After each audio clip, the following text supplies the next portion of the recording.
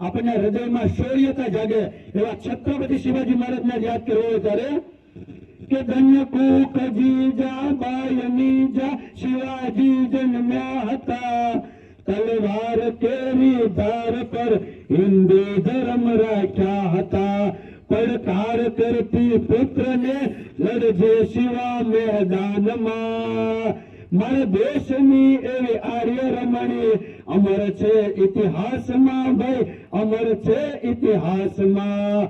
તો એવા છત્રપતિ શિવાજી મહારાજ એક એક નામ લેવા બેઠું ને તો હાથ પડી જાય એટલા વીર પુરુષો ધબધબતા લોહી રેડે ને ત્યારે મારે તમારા જ આપણે તિરંગાને સલામી આપી શકીએ છીએ.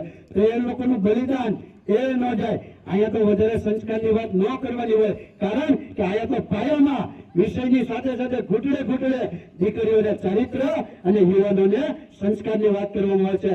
ત્યારે ઉપસ્થિત તમામ બાળકોને અને મારા દરેક વખતે વિનંતી સાહેબ, હું દીકરી ઉપર જ ભાર મૂકું છું. ગઈકાલે પણ અમારી રેલી હતી કે કારણ કે આ દેશની દીકરી જો ક્યાંક ને ક્યાંક ભૂલ કરશે ને તો સમાજ ગેરમાર્ગે દોરાશે.